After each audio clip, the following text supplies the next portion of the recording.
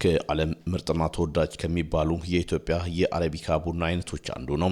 ቡናው የሚመረተው ከ1500 እስከ 2200 ሜትር ከፍታ ባላቸው ተራራማ ቦታዎች ሲሆን ይህም ከፍተኛ ጥራት ያለው ቡና እንዲሆን ያደርገዋል።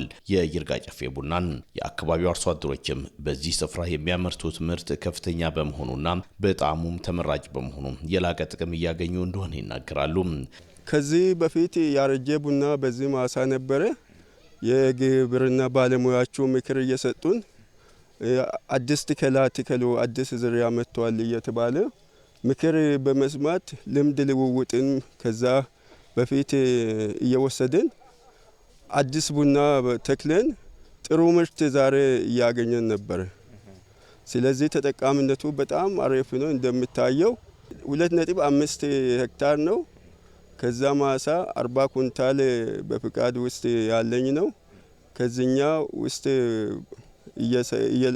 በጣም ምርቱን ከፍተኛ እናገኛለን።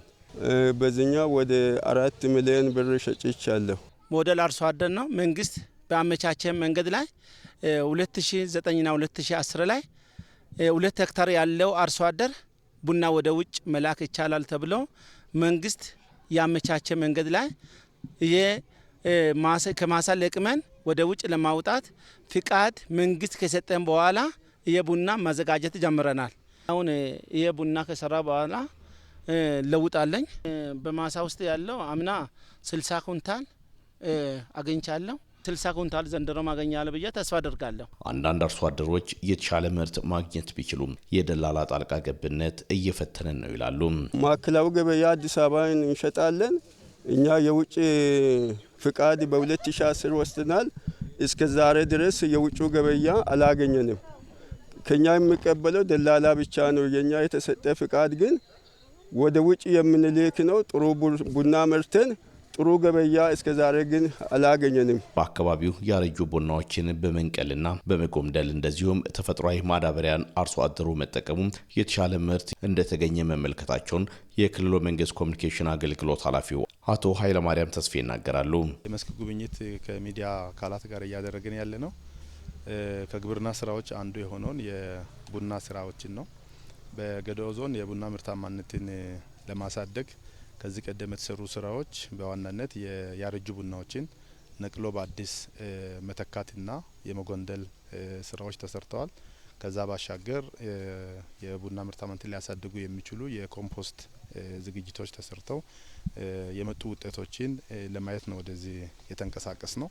አሁን ባየነው ሁኔታ በምርታማነት ማሳደግ ላይ የተሰሩ ስራዎች ከፍተኛ ውጤት እያስመዘገቡ እንደሆነ የሚያሳዩ ምርቶች እየተሰበሰቡ ይገኛሉ። ከዛ ባሻገር ቡናን በኩታ ገጠም የመቀየር ስራዎችን በዞኑ ትኩረት የተሰጠበት ስራ ስለሆነ በዚህ ደረጃ የመጣው ውጤት በጣም ከፍተኛ የሚባል ነው። የገዶ ዞን ቡና የሚታወቀው በይርጋ ጨፌ ታይፕ ነው። የሚመረተው ምርት ኦርጋኒክ ቡና ነው። ወደ ዓለም ገበያ በማቅረብ ደረጃ ከፍተኛ ፖቴንሻል እና አቅም ያለው አካባቢ ስለሆነ ይህንን አካባቢ በደንብ አጉልቶ በማሳየት በዓለም ደረጃ ተወዳዳሪ የሆነ ቡና የሚመረትበት አካባቢ መሆኑን ማሳየት ይገባል። ከ2 ሄክታር በላይ ማሳ ያላቸው አርሶ አደሮች በቀጥታ ወደ ውጭ እንዲልኩ እድል መመቻቸቱንም ገልጸዋል።